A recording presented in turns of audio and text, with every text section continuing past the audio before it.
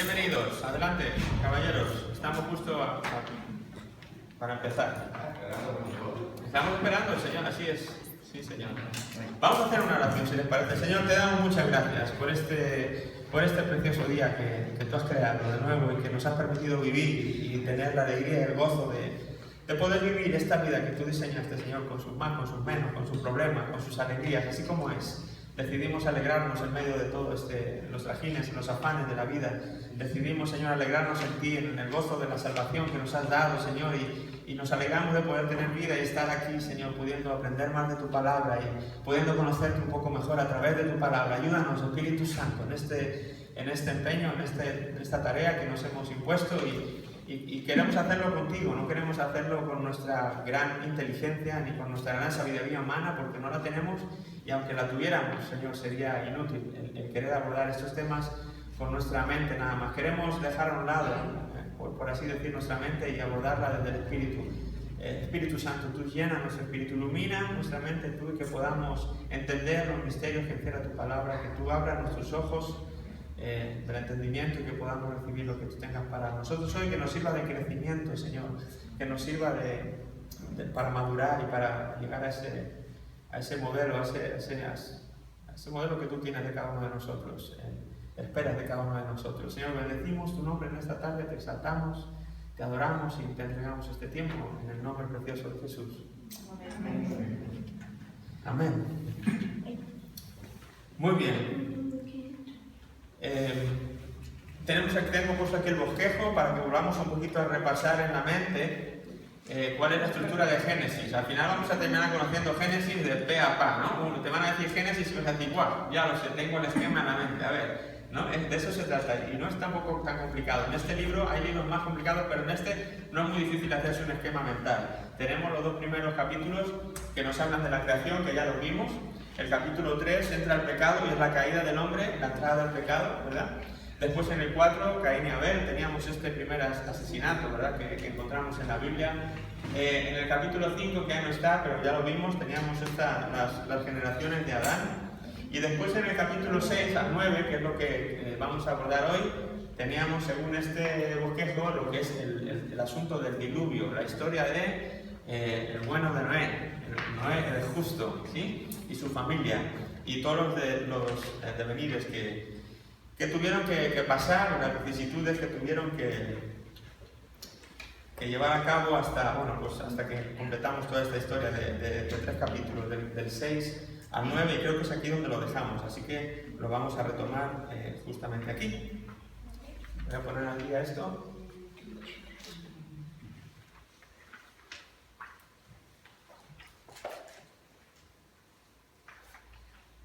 Si quieren abrir la Biblia, si la tienen ahí, la pueden abrir ya por el capítulo 6, pues vamos a ver si leemos algún versículo. Me encantaría pararme a leer más la Biblia, ¿verdad? Y a tener así como la lectura de los capítulos enteros y todo, pero es un poco... se me proyecta en la mente como algo que se nos alargaría demasiado. Entonces, quizá algún día lo podemos hacer, algún capítulo muy interesante, lo leemos entero, pero cuando no, pues voy a estar haciendo referencias a versículos sueltos. Entonces, si a ti te gusta llevarlo ahí en tu Biblia, pues lo puedes tener. Y las hojas que hemos dado en los manuales para que tú hagas colores, anotes cositas que podamos decir, que aquí no estén. Personaliza tu manual, ¿vale? Haz lo tuyo, escribe ahí, anota lo que quieras anotar. Eso no me está guiando. Pero bueno,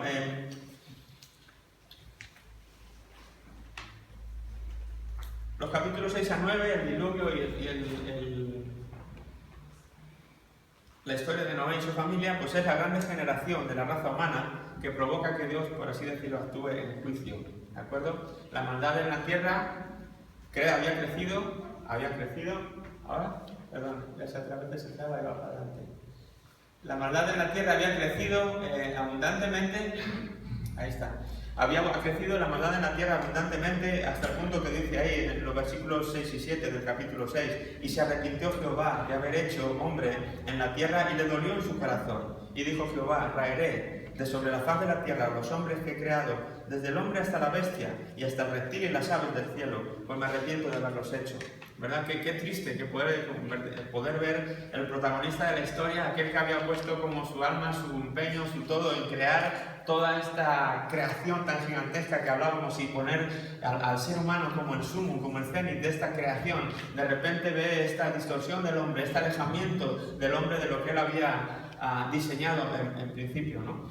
Decíamos que todo esto era como consecuencia de la caída, como consecuencia del pecado, que el pecado no había sido una cosa puntual de Adán y Eva, que se pudiera haber arreglado y ya está, fue una cosa de ellos. Decíamos que no, que el pecado de Adán y Eva había puesto como en funcionamiento un engranaje de una maquinaria que era imparable. Es el efecto del pecado que va a estar continuamente afectando cada uno de los aspectos de la vida del ser humano, de la creación y de todo lo que existe. Y aquí lo volvemos a ver una vez más. Aquí volvemos a ver cómo este pecado crece hasta el punto que Dios tiene que hacer algo. Dios tiene que poner de alguna manera freno a todo esto y vemos ahí como sentimiento de Dios, ¿no, Colin? No era esta mi idea, no era este mi plan. Pero no había otro, no podía él haber hecho marionetas. Él quería hacer seres humanos con libre albedrío que decidieran lo que querían hacer. Y en esa libertad que le dio al hombre vino esto, ¿no? Vino la entrada del pecado y el que todas las cosas se torcieran. Pero, como siempre, Dios a veces tiene que actuar en juicio, Dios tiene que poner remedio cuando hay que poner remedio, pero nunca se pasa por alto, nunca se olvida de su misericordia. Siempre Él vemos puesto como una balanza. Siempre que vemos el juicio de Dios, vemos también la misericordia de Dios, de alguna manera expresada. Él, como decíamos el otro día, en la metanarrativa de la Biblia, en la metanarrativa general de la Biblia, Dios se ha propuesto algo en su mente. Dios se ha propuesto compartir su gloria y compartir todo lo que Él es con los seres humanos y de una manera o de otra lo va a hacer. ¿De acuerdo? Entonces todo lo que estamos aprendiendo son tratos que ha habido de Dios, pero hasta que esto se arregle y vuelva a ser como era antes. ¿De acuerdo? Pero estos simplemente estamos en medio. Y por eso no destruye, por eso no hace juicio, no establece el juicio que debería establecer. Porque a fin de cuentas Él quiere que el hombre continúe y quiere llevar al hombre, Él tiene una idea muy clara en su mente con el hombre, lo que quiere hacer con el hombre. Por lo tanto, Él le muestra también su misericordia. Primero porque Él es misericordioso y porque Él es compasivo. Pero aparte porque Él tiene que cuidar a esa criatura que ha hecho hasta llevarla a donde la quiere llevar. ¿De acuerdo? Dios no se olvida de su misericordia. Dice que Noé halló gracia ante los ojos de Jehová en Génesis 6:8. ¿De acuerdo? Dijo, voy a eliminarla, voy a hacer como un nuevo comienzo, voy a ver si creando, de alguna manera, dando otra segunda oportunidad, podemos arreglar esto, pero no voy a aniquilar a todo el mundo, porque tengo gracia, tengo misericordia, hay un hombre justo, en una familia justa, voy a dejarles a ellos que vivan. Y con ellos vamos a empezar de nuevo. ¿De acuerdo? Con ellos vamos a empezar de nuevo y esa es la idea. Esta historia, dice, nos hace recordar la creación de los capítulos 1 y 2. ¿De acuerdo? Hay similitudes en esta historia de Noé y del diluvio que hace recordar los dos primeros capítulos de Génesis, cuando veíamos la creación. Ahí tenemos, cuando dice que todo estaba desordenado y vacío y las aguas cubren la tierra. ¿De acuerdo? Es una cosa similar. El diluvio, una vez asistí a una charla muy profunda de esta gente que sabe muchísimo, ¿no? Teólogos y científicos y demás, y analizando lo que había sido el diluvio, y decían que debió ser algo impresionante. O sea, a veces pensamos el diluvio como una gran tormenta, ¿no? Y así, que ha llovido mucho durante mucho tiempo, pero la cantidad de agua que cayó sobre la tierra era muy difícil que en una tormenta sola se pudiera dar. Entonces estos científicos cristianos daban ahí toda su base y todo lo que ellos pensaban, o lo que mucha gente piensa, de cómo es posible que la tierra alcanzara tal nivel de agua que cubría toda la tierra entera y demás. Entonces hay hallazgos impresionantes de restos de fósiles en alturas de montañas que no te imaginas, o troncos de árboles incrustados. Nos explicaba, decía, era como si tú tienes un vaso de agua que tiene arena y que tiene algunas plantitas, no un vaso, un bote, ¿no? Y de repente tú haces así como una sacudida, ¿verdad? Cuando todo eso reposa, tú te das cuenta que haya pasado algo grande. No ha sido un simple movimiento ni que le has echado agua encima, ha sido un remover tremendo. Dicen que el diluvio fue algo parecido. Las fuentes de la tierra brotaron. No solamente fue lluvia, que nunca había ocurrido eso, que cayera lluvia, cayó lluvia, pero dice que las fuentes de la tierra también se rompieron y salieron, brotaron, por así decirlo, ¿eh? Decían que, según se cree también, la tierra estaba envuelta como en una burbuja, que era lo que provocaba que la vida de las personas en estos tiempos fuera tan larga. Cuando esa burbuja se rompe es como cuando los niños ahí en el parque les hacen las burbujas de jabón. ¿no? Que la zona es bonita, de repente ¡pum!, se explota y tú ves caer ciertas partículas. Bueno, imagínate si todo eso fuera una burbuja de agua, la cantidad de agua también que cae es considerable. Entonces fue una acumulación y una combinación de distintas fuentes de agua que provocan en la Tierra como si hubieran sacudido así la Tierra y la hubieran... Entonces hay a veces cosas asombrosas, como les decía, ¿no? Hallazgos asombrosos de troncos de árboles metidos así en horizontal en una parte remota donde no hay vegetación y cosas muy curiosas que atribuyen a todo esto del diluvio. Lo digo para que en su mente no piensen que fue una simple llovida, sino que llovió mucho tiempo y nada más. Y fue algo tremendo, algo que realmente acabó con toda la vida que pudiera haber en la tierra, salvo esta familia. Qué tremendo que Dios, en medio de todo ese gran juicio, esa gran tormenta y sacudida de la tierra, Dios tiene su manera de rescatar a esta familia. En un botecito, sí, ¿no? Bueno, botecito por decir algo, ¿verdad? Porque la tarea de este hombre también, cuando uno lo piensa, es abismal. Y uno dice, caray, si me tocara a mí en estos días estar en los zapatos de Noé, yo no sé lo que hubiera hecho, ¿verdad? Porque la tarea que Dios le manda a hacer es abismal. Ahora entraremos en ello. Pero dice que todo queda desordenado y vacío, y las aguas de nuevo, como decían los capítulos 1 y 2, que todo estaba desordenado y las aguas cubrían la paz. Cuando pasa esto de Noé, casi como una segunda creación, de repente el aspecto era algo parecido, desordenado, vacío, y las aguas cubren toda la tierra. Te hace recordar los 2 primeros capítulos de Génesis, como si Dios nos estuviera invitando a pensar en una segunda creación que Él hace. Se hace también el restablecimiento de las estaciones, en el capítulo 8 y el versículo 22. A ese nos dice, mientras la tierra permanezca, no cesarán la sementera y la siega, el frío y el calor, el verano y el invierno, el día y la noche, así como en la creación veíamos también, ¿no? en el 1.14. ¿Quién tiene el 1.14? ¿Quién quiere leer el versículo 14 del capítulo 1 de Génesis? Alguien que me ayude, venga, para que no hable yo solo. Dijo luego Dios, haya lumbreras en la expansión de los cielos para separar el día de la noche y sirvan de señales para las estaciones, para días y años. Muy bien, ahí están las estaciones, los días, los años, y aquí, ¿verdad? Vuelvo a repetir, mientras haya esto, ahora nos faltará la sementera y otoño, invierno, y de alguna manera hay paralelismos entre esta historia y la historia de los 2 primeros capítulos. El mandato de multiplicarse, también en el capítulo 9, y en el versículo 1 y en el versículo 7, fructificad y multiplicaos y llenad la tierra, se le dice. De nuevo, más vosotros fructificad y multiplicaos, procread abundantemente en la tierra y multiplicaos en ella. Y en el 1.27, ¿quién lo tiene por ahí? Que lo quiera leer, perdón, 1.28. Y lo que dijo Dios es dijo, fructificad y multiplicaos, llenad la tierra y satisfazla, señoread en los peces del mar, en las aves de los cielos y en todas las bestias que se mueven sobre la tierra. Ok, ven, son versículos similares, que tienen prácticamente como si Dios estuviera otra vez creando la tierra y dando los mismos mandatos ahora a la familia de Noé.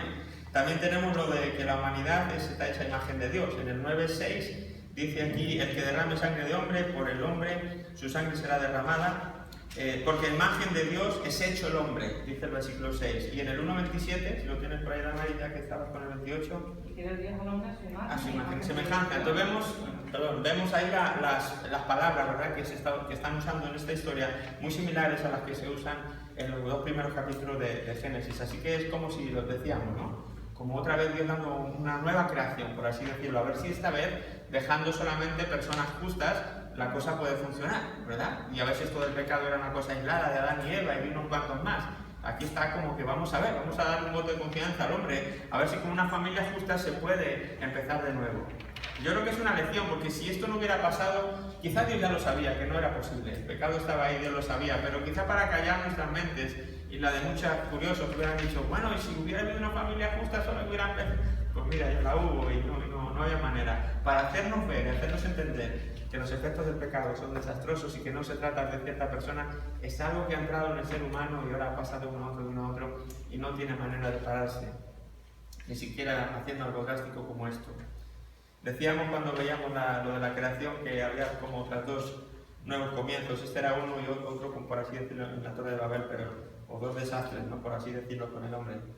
Pero bueno, estamos en este. Dios promete no volver a destruir la tierra. Para ello da un arco iris y es una señal de decir, bueno, no volveré a hacer esto. Esto ha sido una vez y no va a volver a ocurrir. Jamás volveré a destruir la tierra por medio de un diluvio. Así que cuando ves el arco iris en el cielo, no pienses solamente qué bonito. Acuérdate de Dios, piensa en Dios. lo hago, me gusta hacerlo. Cuando lo veo digo, gracias Señor, que no vamos a volver a ser destruidos por un diluvio. Que las cosas han cambiado y cuando ya estamos esperando otra cosa. Pero es un recordatorio, ¿no? De no olvidarnos nunca, de que Dios está detrás de todo, de que en medio de la tecnología, de las cosas que van pasando y cómo el mundo crece y lo que tú quieras, cuando uno ve el arcoíris, hay algo que te corta la respiración y dices, a mí me invita a pensar en gracias Señor, ¿verdad? No lo vas a volver a hacer. Y esto dice que tiene un final amargo, ¿verdad? Porque se produce otra caída.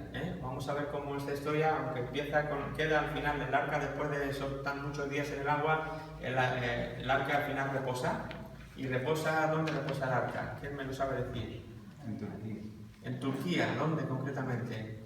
En la actual Turquía, En la actual Turquía, en el monte Ararat. ¿De acuerdo? En el monte Ararat es donde el arca reposa. Ahí queda, y de ahí, pues cuando ya se va el agua, que Noé saca a los animalitos para que vayan y vean si encuentran ya tierra seca, vienen las aves y ya entonces Moisés entiende que ya no queda agua, entonces descienden y empiezan a vivir una familia. Ahora los únicos que viven en la tierra son Noé y su familia, una familia justa, empiezan de nuevo, pero las noticias finales no van a ser así de que, ay, qué bien, lo han conseguido. No lo han conseguido, el final es amargo y se vuelve a producir otra caída. Aunque comenzaron con gente justa, el pecado sigue haciendo de las suyas, son las personas justas, y de nuevo se produce una siguiente caída. ¿Saben cuál fue la caída? ¿Cuál fue lo que da? El pecado que en Adán y Eva fue lo del fruto, ¿verdad? Que tomaron el fruto prohibido que Dios había dicho, que no tomen de este. ¿Cuál es la caída que se produce en la familia de Noé? ¿Alguien se acuerda? ¿Perdón? Noé planta las uvas, exactamente. Se toma las uvas, o el vino, lo que hiciera, tampoco dan mil detalles de cómo fue, pero el caso es que Noé termina emborrachándose. Termina borracho y sus tres hijos, o uno de sus hijos, entra a la tienda y le ve al papá desnudo, y ahí pues imagino que tirado ahí en la tienda o de alguna manera, y los hijos de Noé eran tres hijos. ¿Quién se acuerda? Sem, Cam, Jafet, ¿verdad? Eran los tres hijos de Noé, Sem, Cam y Jafet. Cam es el que entra y ve al padre en estas condiciones y lejos de cubrir la reputación, la honra, la dignidad del padre, él lo que hace es que se ríe y va a contar la noticia a los otros dos hermanos. Vení, mira cómo está papá, mira, no, me imagino que habría ahí un elemento de burla, de no sé, de desdén, de no sé exactamente qué, pero él va a buscar a sus hermanos para que vean el cuadro del padre. Y los otros dos hermanos, Sem y Jafet, cuando les cuentan esto el hermano, lejos de ir a ver y participar de esta invitación que les está haciendo el hermano, ellos dicen la Biblia que cogen una túnica o una manta o alguna cosa, se la ponen sobre los hombros a ambos hermanos y empiezan a caminar hacia atrás hasta llegar a su padre y ponerle el manto encima para cubrir la desnudez de su padre. ¿De acuerdo? Es una actitud muy distinta, la de Cam y la de Jafet y Sem, en este caso y Sem, que son los dos que actúan de esta manera para cubrir al papá. La Biblia nos dice en el 9:25 que cuando Moisés se despierta, en el 24, despertó Noé, en el 9:24, y despertó Noé de su embriaguez y supo lo que le había hecho su hijo más joven. Y dijo, maldito sea Canaán, siervo de siervos será a sus hermanos. Dijo más, bendito por Jehová mi Dios sea Sem y sea Canaán su siervo. Engrandezca Dios a Jafet y habite en las tiendas de Sem y sea Canaán su siervo. Y vivió Noé después del diluvio 350 años y fueron todos los días de Noé 950 años y murió. Entonces ahí vemos la tragedia una vez más, ¿no? de la raza humana, una familia justa, pero en un momento dado uno de los hijos comete una tontería, el padre maldice esta acción y a partir de ahí se desencadena que los hijos de Cam, no maldice a Cam, maldice a la descendencia de Cam.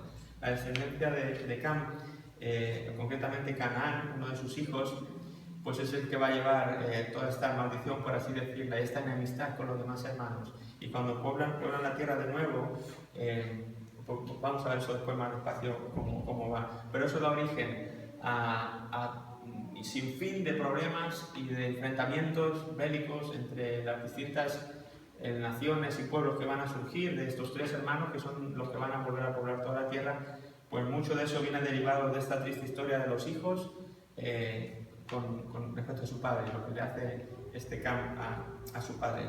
Así que es importante, ¿no? No es por destacar este pecado, pero sí realmente el hecho de que un hijo trate mal a su papá, ¿no? Por así decirlo, esa deshonra, esa falta de respeto, ese desdén. Que tristemente, ¿no? Malaquías, el último de los profetas de la Biblia, termina diciendo: no volveré el corazón de los padres a los hijos y los hijos a los padres. Y cuando habla de los últimos tiempos, habla de personas así, ¿no? Por así decirlo, desobedientes a los padres. Y tiene algo, la bendición de que los hijos honren a los padres. Hay algo en que los hijos honremos a nuestros padres. Y algo malo cuando no se hace tan bien, ¿verdad? Es algo que trae bendición, es algo que el hacerlo trae bendición y no hacerlo no trae cosas buenas. Y pasó en esta historia. Yo creo que es algo que de alguna manera sigue pasando hoy.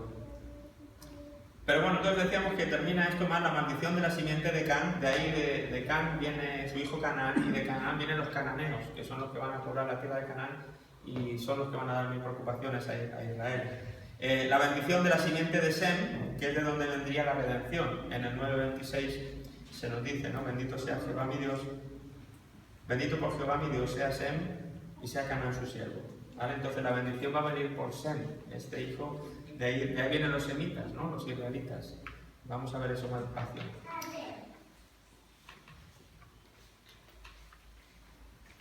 Bueno, ahí teníamos esta grafiquita que tenéis ahí. Desde Adán y Eva, pues entonces para hacer que sea un poquito como de resumen, con tanto nombre que hemos visto, ¿no? Ahí tú puedes hacer algunas notas si necesitas. Pero de Adán y Eva, pues tenemos a Caín y Abel. Dijimos que entonces Caín mata a Abel y después, de alguna manera, Dios repone este hijo con el nacimiento de Set. ¿De acuerdo? Entonces de Set es de donde va a venir después de varias descendencias o de varias genealogías, llega Noé. Noé es descendiente de Set, no es descendiente de Caín. ¿De acuerdo? Entonces de Set llega Noé, y Noé es este hombre justo y que tiene 3 hijos, Sem, Cam y Jafet. Entonces con ellos se vuelve a esta siguiente oportunidad. Ya hemos dicho que Cam es el que hace este pecado contra su padre, atenta contra su padre, y aunque Jafet y Sem, los dos, son los que protegen al padre, Dios decide que Sem, a través de él, de donde va a continuar la línea en la que él va a trabajar y por la que Dios va a llevar a cabo ese plan que veíamos de la redención que veíamos en la metanarrativa. Entonces, después de Sem y varias generaciones de descendientes de Sem, llegamos a un personaje que es Taret. Y ese Taret pues va a ser padre de varios hijos, y entre ellos están Arán, Abraham y Nacor. Entonces, pues de ahí hemos llegado a Abraham, que va a ser la siguiente pieza clave en este plan de redención que Dios está comenzando, de crear una nación para manifestar su gloria, para que le represente en la tierra, y a través de la cual un día vendría esa simiente que aplastaría la cabeza de Satanás, ¿recuerdan, no? Entonces es un poquito la línea para que vean cómo ordenen los pensamientos después de tantos nombres, de una manera ahí gráfica. Para los que son visuales, imagino que eso les ayudará un poquito más.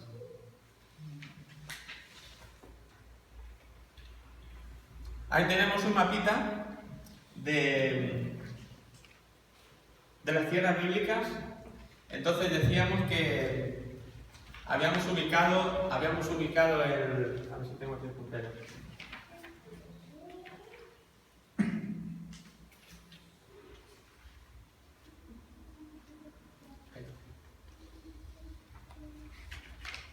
Habíamos ubicado más o menos el Edén como por aquí, ¿verdad? El Edén habíamos dicho que estaba más o menos por esta zona, en un mapa que pusimos el primer día, no sé si lo recuerdan, pero más o menos por ahí estaba, decíamos, el Edén. Cuando Noé construye el arca, entonces el agua sube, el arca por lo tanto flota en el agua, y cuando el agua termina y desciende, pues claro, la barca no se ha quedado exactamente en el mismo sitio donde fue construida, sino que se ha desplazado. ¿Dónde se desplaza? Hemos dicho que hasta el monte Ararat, que era donde reposa. El monte Ararat lo veis ahí arriba, ¿de acuerdo? más o menos ahí arriba es donde el arca de aquí a aquí pues hace esta travesía. Durante este tiempo que está el diluvio sobre la tierra, el arca hace esa travesía y para aquí, desciende o reposa en el monte Ararat. Y del monte Ararat es donde desciende Noé con sus 3 hijos y ahora tienen que repoblar la tierra, ahora tienen que multiplicarse y tienen que llenar la tierra como Dios les ha dicho. ¿Y cómo hacen cómo trazan cómo la repoblan, cómo se distribuyen, por así decirlo? Pues ahí tenemos los movimientos de los 3 hijos. Jafet se va para acá. Ahí tiene Jafet, tiene Europa, lo que es Europa y Asia, toda esta zona, la Jafet, obviamente sus descendientes y todas sus generaciones sucesivas van a poblar toda esa zona de Europa y de Asia.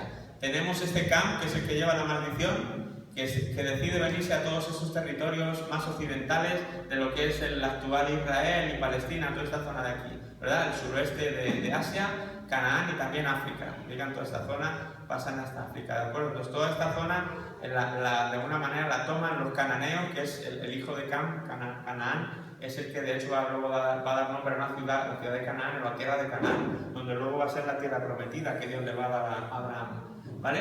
Y Sem, que es el otro que había descendido de aquí, pues ellos van a toda esta zona y cogen lo que es Asia medio este, ¿de acuerdo? Ahí están Sem y todos sus descendientes, y de ahí vienen los semitas, y de ahí es donde va a venir Abraham, como hemos dicho, en este último eslabón. Ur de los caldeos está por aquí, Ur está en esta zona, y ahí Abraham, como es de descendencia de Sem, y está poblado en esta zona, de ahí de Ur es de donde luego va a emprender el viaje a Arán, y luego pues, ahora ya cuando lleguemos a Abraham lo vamos a ver, ¿vale? Pero un poquito para que sepan, de estos 3 hijos venimos todos, de uno de estos 3 venimos todos los que estamos aquí, todos los hombres que hay en la tierra, de uno de estos 3.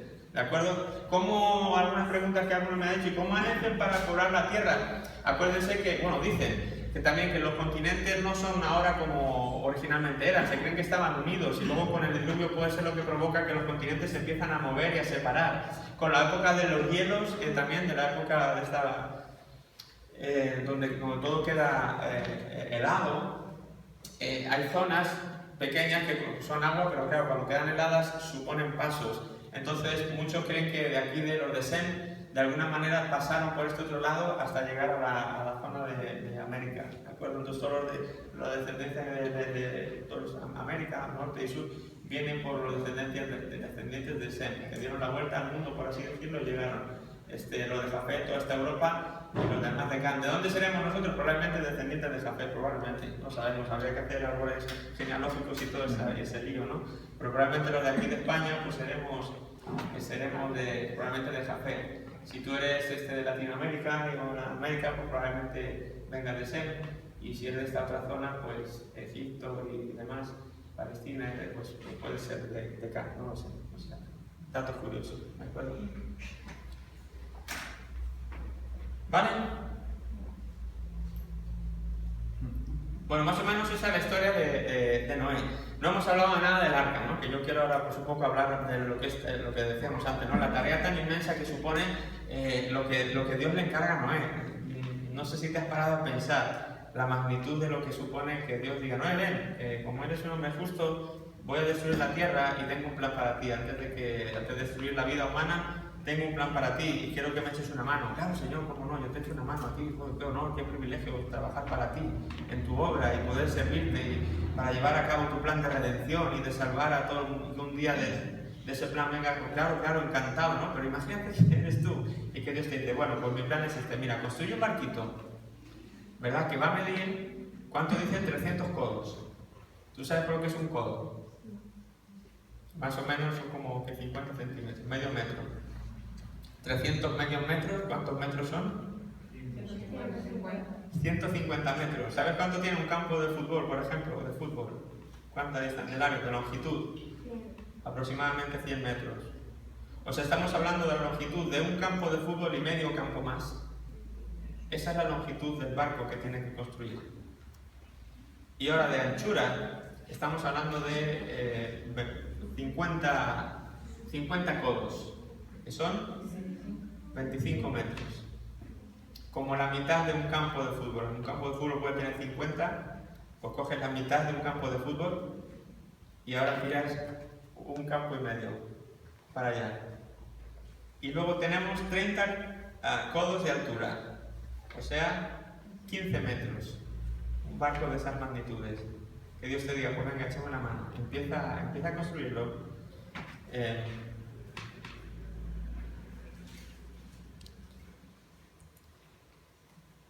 Versículo 14 del capítulo 6, si quieren ir todos ahí conmigo, al capítulo 6 de Génesis, versículo 14. Hazte un arca de madera de gofer, harás aposentos en el arca, y la calafatearás con brea por dentro y por fuera. Ya no solo construirla, la tienes que dar barniz, por así decirlo, ¿no? La tienes que impermeabilizar por dentro y por fuera, con todos los compartimentos por dentro que tenía también una madera especial. De esa madera la harás de 300 codos la longitud del arca, de 50 codos su anchura y de 30 codos su altura. Una ventana harás al arca y la acabarás a 1 codo de elevación por la parte de arriba, y pondrás la puerta del arca a su lado y le harás piso bajo, segundo y tercero. Y aquí que yo traigo un diluvio de agua sobre la tierra para destruir toda carne en la que haya espíritu de vida debajo del cielo. Todo lo que hay en la tierra morirá. Mas estableceré mi pacto contigo y entrarás en el arca tú, tus hijos, tu mujer y las mujeres de tus hijos contigo. Y de todo lo que vive, de toda carne, 2 especies, bueno, los animales y todo esto, ¿verdad? Para volver a repoblar la tierra de animales. Pero yo me quedo anclado en lo que es esto, lo que supone esto. Si nos tocara a día de hoy a nosotros, pues era una tarea bastante grande, ¿no? Pues no es un barquito de pescadores.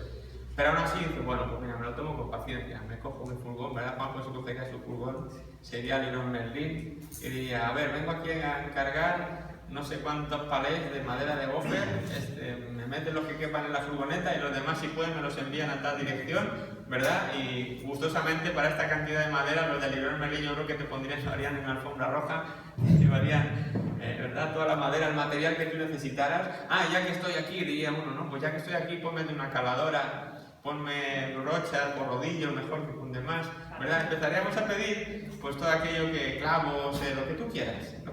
¿Qué más queremos hoy día, no? Pero claro, no se pidió esto en nuestro tiempo, se pidió en un tiempo donde probablemente para sacar esa cantidad de madera, primeramente había que talar el árbol para empezar, ¿no? Tala un árbol, tíralo al suelo, ahora quitarle la corteza o como lo hubiera, saca tablitas del árbol, digo yo. ¿Cuántos árboles y tablitas no tendría que sacar este hombre para con la ayuda de sus hijos poder construir un barco de 150 metros de largo, de 25 de ancho y de 15 metros de altura? O sea, de verdad que a veces cuando nos quejamos de que tenemos que venir a la reunión de oración o algo, y porque nos cuesta, porque está lejos de aquí, yo a veces pienso estas historias y me río por dentro y digo, por eso, habiendo habido gente que ha hecho lo que ha hecho, ¿no? ¿Cómo voy a quejarme a veces de que me cuesta trabajar para ti? O de que ahora quién hace espacio 316, que hay que ir a pintar, que ha pensado Juanjo que todo el día nos convoca y otra vez a pintar y más pintar y ahora montate el stand y la cafetería y ahora me llaman, ¿verdad? Ay, realmente estamos conscientes de que estamos sirviendo al Señor, realmente hay en nuestro corazón que esto no es una obra humana, que cuando Dios tiene en mente una obra y la da a sus hijos es un privilegio, por muy arduo que sea el trabajo. Pues muy arduo. Y yo creo que a veces hay ejemplos así exagerados en la Biblia para que no desmayemos tan fácil, para que no digamos pobrecito de mí tan fácil. Ha habido gente que ha hecho cosas muchísimo más grandes de las que uno quizás estaría dispuesta siquiera a considerar. Señor, si yo no sé de madera, mira, si hay otros que lo hacen mejor, manda a otros. Pero aquí no hay, se ve, vamos, pues el agua. Y la calafateo por dentro y por fuera y lo que haga falta. Me da risa, ¿verdad? Porque para montar el chiquito este que hemos montado aquí de madera, ¿no, Juanjo? Pues a veces uno tiene sus dificultades, tienes que poner toda la parte que va por las alturas y ahí estábamos 3 o 4 tierrones, ¿verdad? Y a ver, sujétame de ahí. Y él trajo unos puntales para, mientras nos junta el puntal aquí, pues entre 3 subimos arriba y tú das al puntal. O sea, para nada, para 2 tablitas que hay que poner ahí. Yo me paro a pensar la logística de construir este arca. Sin puntales, con 3, Noé y sus hijos, y es apabullante, ¿no? La obra, ¿no? La magnitud de esta obra. Pero pues qué bueno, que si él estuvo dispuesto, ¿cómo no vamos a estar dispuestos nosotros a poner 4 tablitas, a pintar 4 paredes y lo que haga falta? Juanjo, cuenta con nosotros, lo que haga falta, ¿sí? Sí, tarda, ya no tengo el dato, pero 40 años, ¿no? Construir el arca, claro. Hoy hubiéramos tardado 4 años, pero él tardó 40, pero pues la perseverancia, ¿no? ¿Qué tal? Que Dios te mande a hacer una obra en nuestros días que diga, no, vas a tardar 40 años en preparar lo que tengo que hacer, ¿no? Y Dios no tiene prisa. Dios hay veces que nos manda tareas y son largas, pero merecen la pena, ¿no? Entonces están 40 años construyendo esa tarea. Sí, Alejandro. Yo no sé, yo escuché hace 3 años en Costa Rica que en Alemania habían hecho una igual. Ajá, una réplica. Una Seguro que no tarda 40 años. Ya. Sí, si entran en internet ven hay modelos y pues está todo muy detallado, ¿verdad? Bueno, el arca, aunque no lo tienen ahí en las hojas, pues estas cosas son para que si quieren apuntar. El arca es un tipo de Jesús, es el arca de salvación, ¿verdad? Y es así, se hace referencia como cuando venga Jesús, dice que así será como en los días de Noé, que todos comían, bebían, se casaban y se daban en casamiento. Así, pero cuando nadie tal, de repente vino el diluvio y todo el cielo acabó. Así será cuando venga el Hijo del Hombre otra vez. La gente andará en negocios, en empresas, en casándose, dándose en casamiento, para allá, para acá, con sus tareas, pero recuerda que hay un arca que se está construyendo. Y cada día que pasa, yo imagino a Noé y a sus hijos cuando ya fueron conscientes del cuadro, intentando invitar a toda la gente, oigan, miren que va a haber un diluvio, ¿va? Claro, esto, con lo que supone esto, ¿no? Que a Noé le tacharan de loco por lo menos. ¿Por qué? Porque nunca antes había llovido en la tierra. No se sabía lo que era la lluvia. Y que de repente un loco se ponga a hacer un barco en medio de tierra seca, porque dice que Dios le ha dicho que va a caer agua del cielo, cuando jamás ha pasado eso, pues cuanto menos es loco lo que te pueden llamar. Pero para él no era locura, para él era una realidad. Él había oído lo que había oído. Él tenía una realidad, él sabía lo que iba a pasar. Y él no se cansó, ¿verdad?, con su familia de estar invitando a la gente, oigan, prepárense que esto cuando esto... Y la gente diría, mira, el loco de Noé, jajaja, jijiji, yo a lo mío, tú sigue ahí con tu barquito y con tus cosas, que te vaya muy bien, que yo tengo negocios que hacer, que yo tengo muchas cosas, ¿verdad? Que yo estoy en la vida real, no estoy en el mundo de la fantasía como tú estás, Noé, jajaja. Y yo imagino que esto sería así, ¿verdad? La gente se burlaba igual, la gente veía eso como pobrecito. Así como nos ha pasado quizá a veces a ti y a mí, ¿no? Que la gente nos ve y mira, el pobrecito ahí todo el domingo metido ahí en sus reuniones y que dice que cantan y que dan palmas y que a Dios y que para todo Dios en la boca, jajaja, y yo tengo cosas más importantes. Estamos en las mismas. Estamos en el tiempo de la construcción del segundo arca. Y nuestra tarea, aunque nos tachen de lo que nos tachen, no es menos que no podemos dejar de construir, no podemos dejar de invitar y de seguir diciendo a la gente, va a venir un diluvio. Va a venir un diluvio, va a venir un día en el que esto como lo conoces se va a terminar. La tierra no va a ser más como es ahora. No podemos dejar de proclamar eso, no podemos dejar de anunciarlo y de decir hay un barco que se está construyendo. Y tenemos que hacerlo, si no lo hacemos nosotros, si no lo hiciera Noé y su familia, ¿quién lo iba a hacer? ¿Quién iba a advertir del peligro? ¿Quién iba a advertir de lo que venía? Nadie, solo los justos lo sabían. Solo los justos hoy día sabemos lo que va a ocurrir. Si nosotros nos cansamos de avisarlo, de advertirlo, ¿quién lo va a hacer por nosotros? No hay nadie, somos tú y yo los que no debemos dejar en el empeño de hablar, de contar, de invitar, de decir, aunque nos digan locos, aunque nos digan lo que digan. Primero, no dejar de trabajar en el barco y no dejar de invitar. Porque llegó el día en el que después de esos 40 años todo va despacito, pero hasta que las cosas se terminan, se andan, se acaban. Y llegó el momento en que ya empezaron a caer las primeras gotitas y los animales entraban y ya lo que el loco ahí va, pues a lo mejor ya no es tan loco, que está cayendo agua del cielo, como él decía, ¿verdad? Y ya era el tiempo de entrar en el arca, Noé, su familia, vamos, entran y ya cuando están dentro, una cosa que me impacta también, como dice, que ya cuando estaban arriba ya estaba el agua cayendo, dice que llegó un momento en el que Noé cerró la puerta, ¿no? No dice eso. Dios cerró la puerta, no fue Noé. No fue Noé el que decidió cuándo se acaba esto y cuándo empieza la siguiente etapa. Lo decide Dios. Y cuando Dios dice algo, lo cumple. Y cuando Dios dice ahora, es ahora. Y Él cierra la puerta, Él es el que dice hasta aquí. Y te imaginas a la gente dando quizá golpes en el arca, por favor, Noé, déjanos entrar, por favor, ábrenos, abre la puerta, que sí que era verdad, mira, perdónanos por no haberte creído, pero ahora ya sí, por favor, ábrenos. La impotencia de Noé de decir, no está en mi mano de abrir, yo no cerré, yo no puedo abrir. El que abre y el que cierra es otro, no soy yo. Y así nos pasa a nosotros también. No somos los que abrimos ni cerramos, pero sabemos que un día Dios va a cerrar la puerta. Con Jesús, el día que Jesús aparezca, será como esa lluvia que viene, cae y pum, y la puerta cerrada, y el que esté en el arca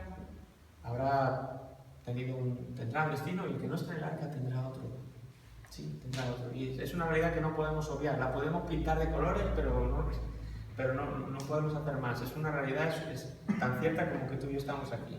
Esto va a terminar, el arca se terminará y Dios dirá, cierro, chicos, vámonos, etapa nueva. ¿Verdad? Y lo que no hayamos hecho hasta entonces, no habrá tiempo de hacerlo.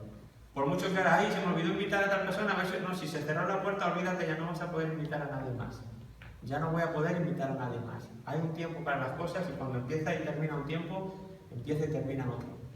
Termina un tiempo y empieza otro. Y es ahora cuando debemos no dejar de invitar a estas personas. Así que es un tipo de Jesús. El arca de salvación es el tipo de Jesús. Cuando Dios cierre la puerta, los que estén en el arca recorrerán cierta travesía y aparecerán en otro lugar y descenderán a una tierra nueva. ¿Verdad? Y los que no estén en el arca pues tendrán otra suerte y otro destino. ¿De acuerdo? Eso es lo que la Biblia enseña y no podemos enseñar otra cosa. A veces nos gustaría enseñar otra cosa. Nos gustaría decir que no pasa nada, si al final Dios es tan bueno que va a salvar a todos. Dárselas ingeniar. Eso no es lo que dice la Biblia. A mí a veces me gustaría no tener que dar noticias como son, pero no podemos dar otras. No está en nuestra mano. No hemos creado nosotros la historia. No somos los protagonistas ni los creadores de la trama. Somos meros agonistas en esta historia. No podemos cambiar el guión. Está escrito, está hecho. Solamente podemos anunciarlo, advertirlo e intentar que más gente entre en el arca. Nada más. Estamos en estos días del arca una vez más. ¿Sí? ¿Te lo habías planteado así alguna vez? Pues ánimo, no dejes que te estás dando breas, si estás poniendo madera, si estés haciendo lo que estés haciendo, continúa haciéndolo, porque este tiempo terminará y continúa invitando a otras personas. ¿De acuerdo? No desmayes. Vuestro trabajo en el Señor no es en vano. Muy bien, así que pues, básicamente esta es la historia de Noé, que suele ser bastante conocida, ¿no? ¿Alguien no conocía la historia de Noé? Y del diluvio, prácticamente todos, ¿no? La conocíamos. Pero como se puede seguir ahondando, podemos seguir sacando detalles, pero como digo, si me paro y detengo tanto, pues no avanzamos y tampoco es el plan. Bien, mira, como dato tengo aquí, Dime. yo soy muy de fechas, entonces la fecha del diluvio, que tengo la premisa aquí en el libro este de los chicos, 2348 antes de Jesús. Ok. Pues si la quieren apuntar, no la tengo de fecha, no he sacado ese dato yo en este. 2348. 2348.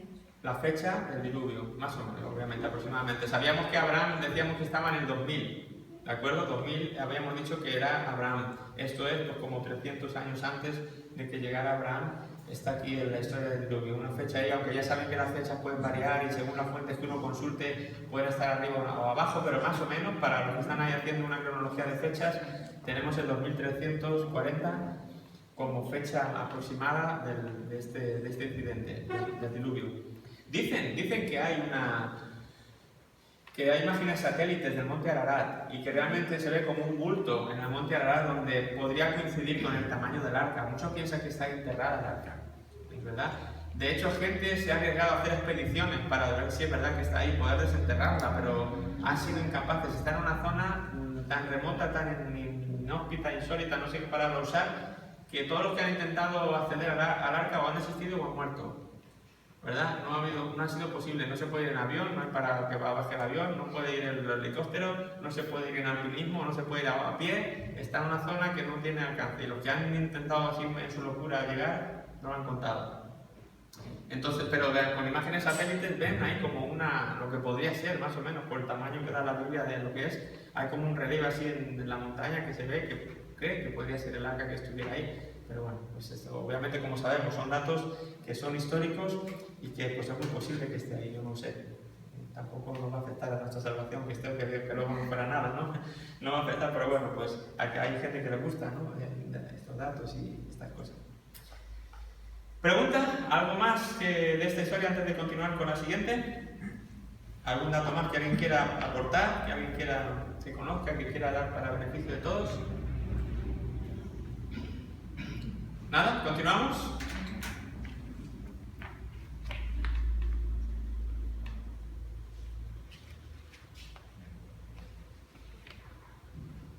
Muy bien.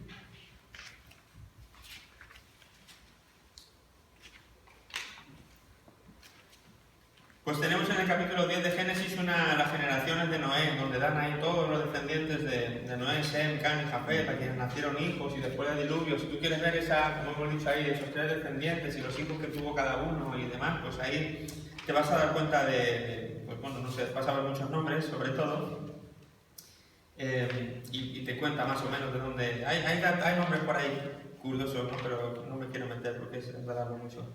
Pero bueno, aquí tienes Canaán, Egipto, que viene de uno de los nombres que hay también ahí, que es uno de los hijos de Canaán, que fue el que puso el nombre de Egipto, otro puso el nombre de Canaán. Todos ellos eran los nombres de los hijos de Cam, que fueron a esa zona. De ahí salieron todos los pueblos enemigos de Israel, de la descendencia de Canaán. Dice ahí en el versículo 15, engendró a Sidón, al Jebuseo, al Amorreo, al Gergeseo, al Ebeo, al Arceo, al Sineo. Todos esos pueblos eos que hay ahí en Canaán, cuando la tierra está habitada, cuando Abraham va a entrar por la tierra y está llena de enemigos, por así decirlo, pues todos esos son los descendientes de Canaán, era el que llevaba la maldición y por eso tantos problemas. Nimrod, ese es otro de los que fue el primer gran poderoso sobre la tierra, un tipo malvado, más malo que no sé qué calificativo ponerle, pues también hay descendientes de Canaán y de Cam, y todo este linaje que, como había profetizado, por así decirlo, Noé, pues realmente se cumplió. Y los israelitas que vienen de Sem, y bueno, eso lo explica el capítulo 10, pero básicamente son todos nombres y descendientes de estos 3 hijos de Noé y cómo se pobló la tierra con sus descendientes después del diluvio. ¿Vale? Eso es el mapita que hemos visto antes, pero con mucho detalle de nombres. A quien le guste, pues puede indagar más ahí. Pero entonces llegamos al capítulo 11 y en el capítulo 11 encontramos el relato de la torre de Babel. No es la torre de papel, no, es de Babel, con B, ¿de acuerdo? Los primeros 9 versículos del capítulo 11 dice que cuentan la historia de la torre de Babel. Tenía entonces toda la tierra una sola lengua y unas mismas palabras. Y aconteció que cuando salieron de oriente hallaron una llanura en la tierra de Sinar y se establecieron allí. Y se dijeron unos a otros, vamos, hagamos ladrillo y cozámoslo con fuego. Y les sirvió el ladrillo en lugar de piedra y el asfalto en lugar de mezcla. Y dijeron, vamos, edifiquémonos una ciudad y una torre cuya cúspide llegue al cielo. Y hagámonos un nombre, por si fuéramos esparcidos sobre la faz de toda la tierra. Y descendió Jehová para ver la ciudad y la torre que edificaban los hijos de los hombres, y dijo Jehová, he aquí, el pueblo es uno, y todos estos tienen un solo lenguaje. Y han comenzado la obra, y nada les hará desistir, ahora de lo que han pensado hacer.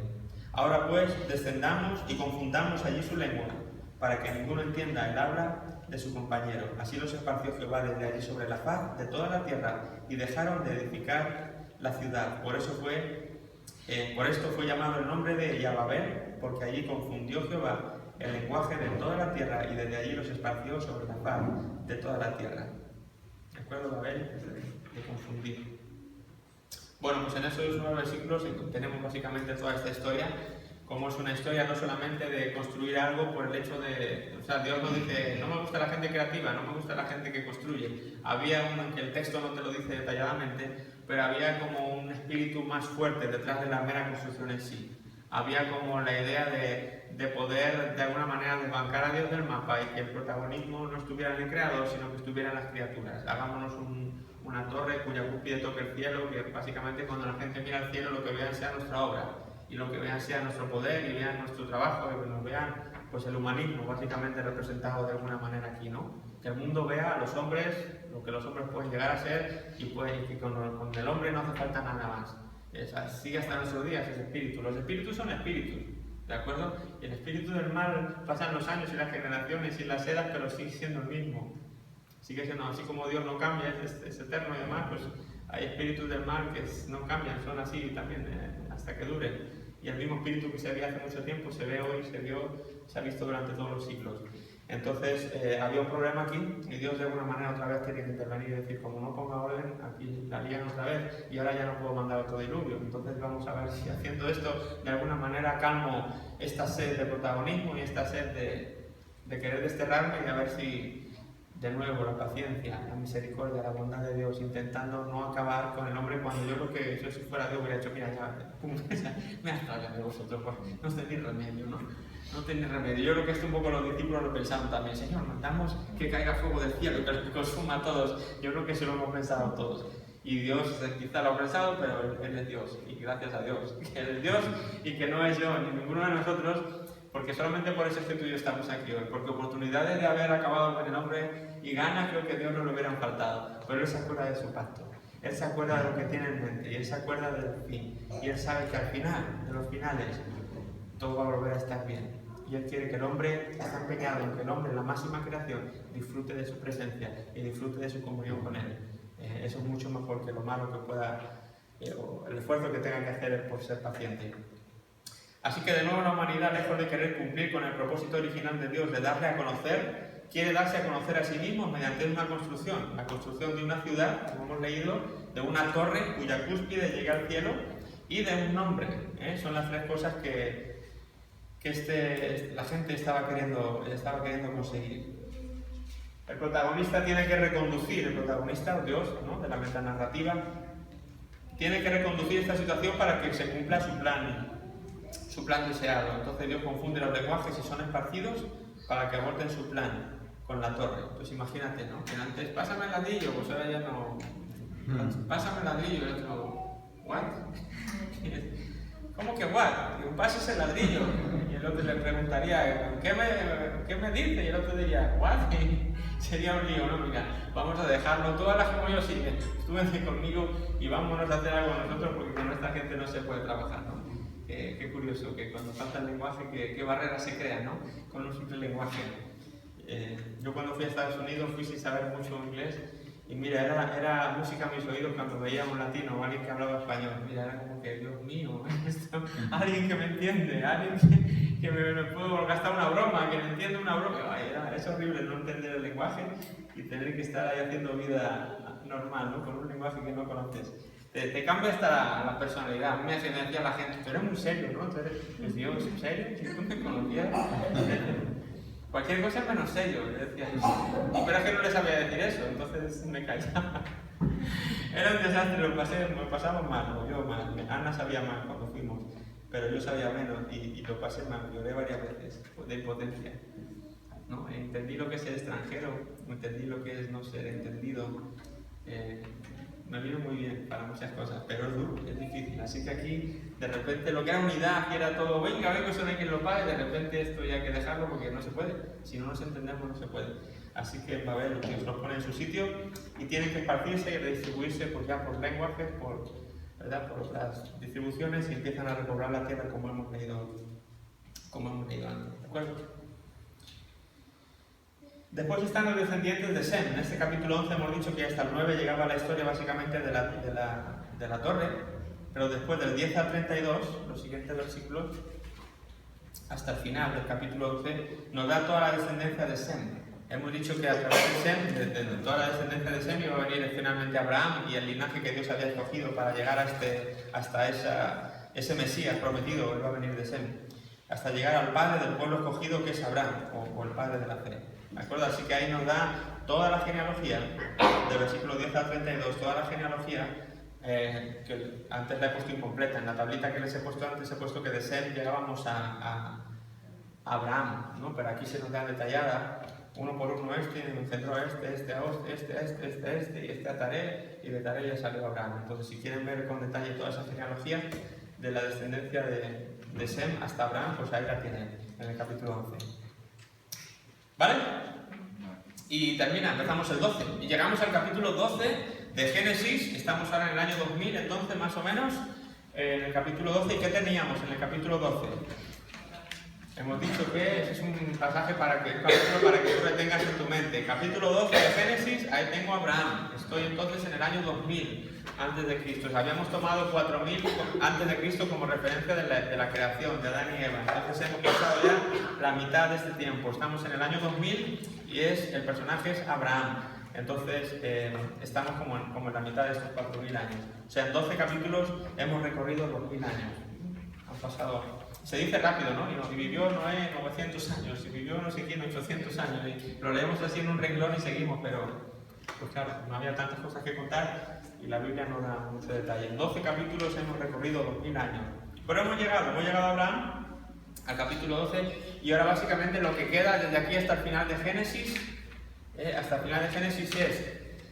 desde el capítulo 12 hasta el 38, del capítulo 12 al 38 tenemos el relato de Abraham, su hijo Isaac y el hijo de Isaac, Jacob. ¿Vale? El relato de estos tres personajes, Abraham, Isaac y Jacob, lo tenemos desde este capítulo 12 hasta el capítulo 38. ¿Vale? Y en el 38 hasta el 50, la Biblia básicamente, o Génesis, se va a centrar en otro personaje importante que es José, uno de los hijos de Jacob. ¿Vale? Y ahí acabaría Génesis, no cuenta más. Sí, lo vamos a ver un poco con detalle, pero básicamente en contenido se dan cuenta que uno puede tener casi el libro de Génesis en la cabeza, ¿no? Lo podemos tener, con lo que hemos visto, casi ya. Los dos primeros capítulos, la creación. El capítulo 3, la caída del hombre. El capítulo 4, el primer asesinato, Caín y Abel, ¿verdad? El asesinato, viene Sem. Capítulo 5, la genealogía de Set, perdón. Capítulo 5, la genealogía. En el 6, Noé, el diluvio, del 6 al 9, toda la historia del diluvio. En el capítulo 10 y 11, básicamente podemos decir la Torre de Babel. Y en el 12 viene Abraham. Abraham va a durar con Abraham, Isaac y Jacob. Se va a recorrer contando la historia de ellos, de sus hijos, de todos los detalles. Lo va a contar ahí hasta el capítulo 38, y en el capítulo 38 va a empezar a hablar de José, que es uno de los hijos de Jacob, y de ahí va a estar hablando de José hasta el capítulo 50, que termina Génesis. Ya está, lo tenemos en la mente, no es un libro complicado, hay libros mucho más difíciles de bosquejar y de recordarse, ¿no? Yo tenía un profesor una vez, madre mía, que era medio loco también, yo lo entiendo, ¿no? Pero una vez llegó a una iglesia y dijo, no sé de qué predicarles. Llegó a una iglesia y dijo, no sé de qué predicarles. A ver, dígame a alguien un capítulo de la Biblia. Y saltó una mujer, Isaías 6, por ejemplo. Dice, oh, Isaías 6 es un capítulo muy interesante. El doctor Sai, ¿te acuerdas, Ana? Dice, oh, el capítulo 6 es muy interesante. Pues, por cierto, y va a la Biblia y empieza a predicar. Simplemente coge la Biblia, se va y empieza a apoyar y ahí entonces sacó la predicación. O sea, hay gente que tiene la Biblia en la cabeza. Pero después de ver un libro así, si tú te lo planteas, no es tan complicado. Cuando terminamos ese estudio, tú básicamente vas a tener en tu mente lo que es toda la historia del Antiguo Testamento. Y si luego tienes algunos libros que es fácil de bosquejar como este, no es tan complicado que te hables de David y digas, ¡pum!, en tu mente vengan 4 asociaciones y básicamente sabes dónde andas, sabes qué ha pasado antes, qué ha pasado después, tienes alguna predicación, algo que poder compartir de eso, seguro. Entonces hay otros libros que son más complicados, pero bueno, que no es, hay cosas que no son solamente exponerse. Se dan cuenta que se pone, le echan un poquito de tesón y constancia, no 40 años como Noé con el barco, pero te pones un poquito de constancia y eres capaz de entender la Biblia mucho más de que, ay, no, Génesis, yo qué sé, ¿verdad? Bueno, pues en 4 miércoles que nos hemos puesto, prácticamente tenemos Génesis en la cabeza. Sí, ahora vamos a sacar más detalles, pero a ver, ya detalles podemos estar aquí hablando 4 años y sacar detalles de Génesis. No se trata de eso tampoco. Y vendrá una persona y nos dará todavía otro punto de vista de algo que ni siquiera habíamos pensado y diremos, wow, qué increíble, qué bien, otro detalle más. Pero en nuestra cabeza tenemos ya la estructura de todo un libro y más o menos lo tenemos ubicado en tiempo y en personajes y en contenido. ¿Sí? Así que les felicito, muy bien. Se saben Génesis.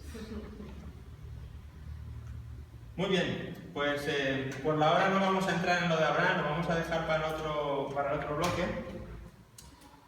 Solamente como introducción, algunas aquí de introducción. El relato de Abraham concretamente lo tenemos desde el capítulo 12 al 24, cuenta la historia de Abraham. Después del 24 en adelante cuenta la de Isaac y después del otro, no me acuerdo dónde termina, hasta 38 la de Jacob. Pero Abraham concretamente, la vida de él, de lo que ocurre con su vida, está del 12 al 24. Dice que tras volver a producirse otra recaída de la humanidad, tras el nuevo comienzo después del diluvio, el llamado de Abraham da inicio al gran plan de Dios para arreglar este mal del pecado. Empieza este plan de redención que Dios tiene en su mente.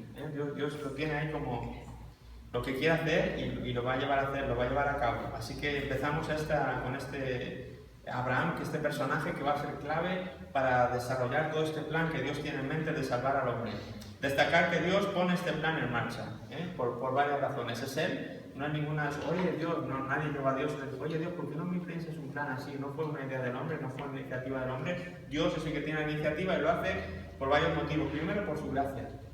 Él pone este plan en marcha por su gracia, porque es misericordioso, porque ha decidido, en vez de acabar con el hombre, que bien podía haberlo hecho, ¿no? Pues no es el creador, no es soberano, no igual que un día hizo lo creo, puede decir otro día, pues ahora ya no, me he hartado de él y lo mato y ya está ahí, se acaba la vida. Puede haberlo hecho, pero Dios es gracioso, misericordioso, en el sentido de que tiene gracia, es misericordioso y compasivo y Él dice, no, estoy empeñado en que el hombre viva conmigo, es lo mejor que le puedo dar al hombre. Y aunque me cueste todo un plan y toda una serie de años y tengo toda la eternidad, así que no cejo en el empeño. Así que por su gracia es que Él continúa y pone en marcha este plan de redención. Abraham no hizo nada para merecerlo.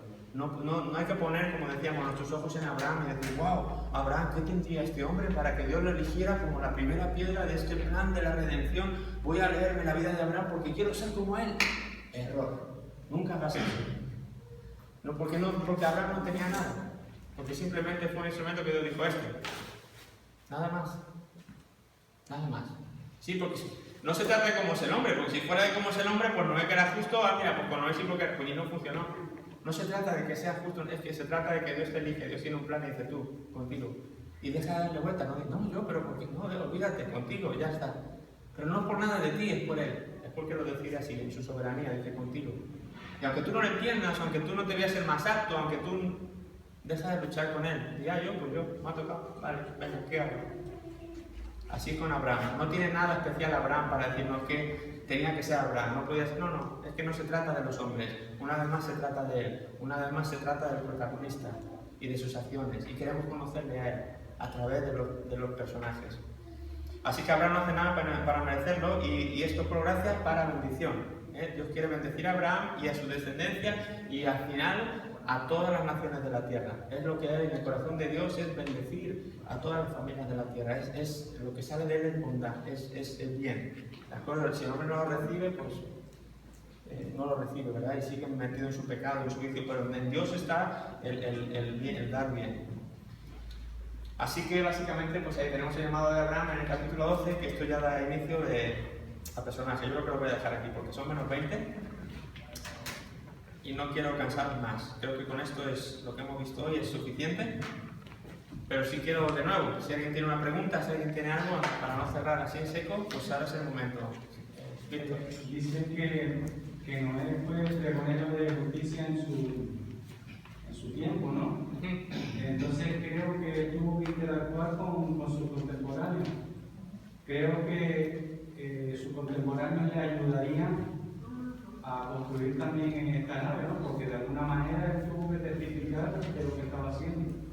¿Cree posible que, porque me parece una obra muy grande para 3 personas, creo que sus compatriotas, por así decirlo, le ayudaron de alguna manera a construir esa obra?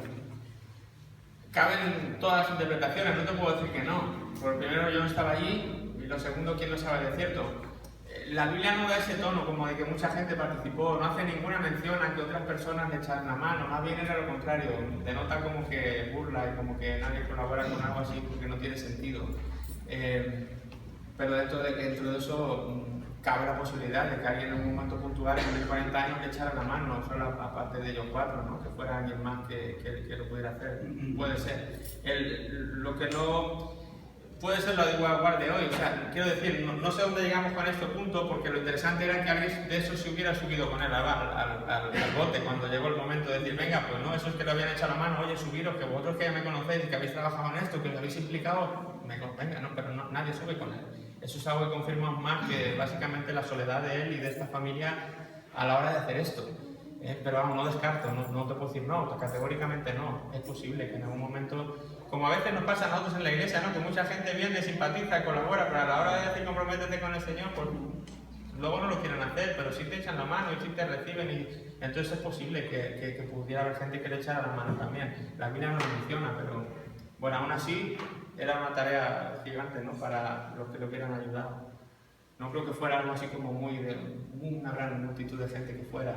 Si no, alguno de ellos hubiera estado con él, ¿no? En el barco. No hay nadie, solo él y su familia. Los animales son los que obedientemente colaboran y entran con él, ¿no? Pero la gente... Pero lo que sí estoy seguro yo que la mano de Dios estaba con ellos. ¿Con quién? Con Noé. Oh, claro. Con él.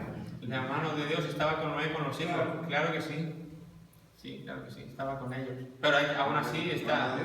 Pero sabes que Julián estaba con ellos, pero como está con nosotros. Pero también hay que la mano de Dios esté con nosotros no significa que nos obligue, porque si no nos quita el libre albedrío. Entonces, porque a veces quiero decir, ¿dónde vamos con ese comentario de que estaba con él? ¿Qué quieres decir después de eso? Bueno, pues yo quiero decir que si la mano del Señor le da fuerza y le da... Sí, claro. Para hacer las cosas. Por supuesto, sí. Tiene que haber un punto de yo colaborar con eso al final, que es donde yo voy. Que al final uno tiene que decir, bueno, yo soy el que tengo que decidir cada mañana si voy al culto, si vengo a echar la mano a lo que Juanjo me invita, Dios me da la fuerza, pero hay un componente de que yo también decido si quiero o no quiero, porque ese es el libre albedrío que Dios nunca me quita. Pero si yo decido colaborar, claro está que cuando a mí me falte la fuerza, Dios me la da. Exactamente, en ese punto sí. ¿Sí? Quiero decir que Dios no obliga, no te pues ahora quieras o no quieras vas a trabajar, pero si tú decides ir, cuando a ti te falte algo, claro, cuentas con el Todopoderoso para ayudarte, eso sí. Y si no, muchas de las cosas que estamos haciendo no las haríamos. Si no fuera por Dios, porque sé que Dios suple, que Dios está ahí, yo para empezar no estaba aquí, creo, ¿no? Si yo no sé que Dios iba a estar conmigo, yo creo que sí con nada fue. Pero yo sé que aquel que llama es fiel, que aquel que llama es poderoso, que aquel que llama es justo, que aquel que llama provee. Y en esa fe, en esa confianza es que a veces nos atrevemos a quererle y a hacer cosas, ¿no? Y claro que luego vemos su mano. Pero siempre también hay un componente de también el yo decido, ¿no? Como hizo en su día Josué. Ustedes decidan a quién servirán, pero yo en mi casa serviremos al Señor. Y hay un momento en el que también uno hace un compromiso y decide qué quiere hacer. Y en esa decisión Dios respalda. Y Dios suple, y Dios, ¿no? Es una colaboración, una vez más, entre Dios y el hombre. ¿Más? ¿Menos? ¿Juanjo? ¿Alguna cosa por ahí al fondo? Nada más. Muy bien, pues nos despedimos con una oración. Si quieres nos ponemos en pie. Y voy a pedir hoy a Ruth, si nos puede despedir, por favor, con una oración para cerrar este tiempo. Sí, Señor, gracias porque tú siempre estás sorprendiéndonos, tú siempre estás enseñándonos de cuál tu fiel eres, Señor. Gracias, Señor. Cuán bueno eres, Señor, que tú siempre estás con tu mano sobre nosotros, Señor. Gracias por estos estudios. Te quiero pedir que tú sigas regando estas semillas en nuestro corazón, Señor, para poder meditar en tu historia, Señor, en tu palabra, y que podamos también, Señor, conocerte más para poder darte a conocer. Así es, Señor. En el nombre de Jesús. Amén. Muy bien, chicos, pues gracias por venir. Y Ana, un momento. Sí. Es una cosa, gracias Ana, es una cosa que quería recordar, siempre se me olvida, y el domingo se me olvidó recordarlo también. Pero sería muy bueno si hacemos de estos estudios, para sacarle un poquito más la miga, si hacemos como en la universidad, vamos a hacer como si fuéramos universitarios. En la universidad tú tienes que ir por delante de la clase. Quiero decir, si el maestro en la universidad me va a enseñar a sumar, o me va a hablar de la era X de la historia, lo que hago es que antes de ir a esa clase, yo en mi casa me hago como una pequeña puesta al día de esos temas. Para cuando yo voy y el maestro explica, yo ya sé más o menos de qué está hablando. Yo ya estoy al día. Entonces creíamos que era interesante que si nosotros podemos hacer un poquito eso, y de aquí al miércoles que viene, lo que hacemos es que podemos empezar a leer pues lo que vamos a tratar aquí en clase. El capítulo, por ejemplo, del 12 al 15, si quieres, del 12 al 16, te podemos leer 3, 4, 5 capítulos para que cuando ya hablemos aquí uno ya lo tiene fresco. Sí, porque yo hablo de la historia de Abraham y quizá dice, uy, ¿cómo era esto de que mintió, que no mintió, cómo era? Tú lo tienes quizá olvidado. Pero si en esta semana estás leyendo en tu tiempo devocional, pues venga, en vez de leer otro libro, ahora leo de Génesis capítulo 12 en adelante. Cuando vengamos aquí a ti te va a resultar todo mucho más familiar, vas a tener ocasión de preguntar quizá lo que no hayas entendido en la lectura. Y el que quiera lo de atrás también. Claro, y el que quiera lo de atrás igualmente, si quiere lo que hemos leído hasta aquí, pues igual. Pero entonces leerlo con anticipación antes de venir. Como sabemos lo que vamos a tratar del 12 en adelante, pues si hacen un poquito de deberes en ese sentido, les va a ayudar a ustedes mismos. Gracias, Ana. ¿Algo más? Muy bien, pues nada más.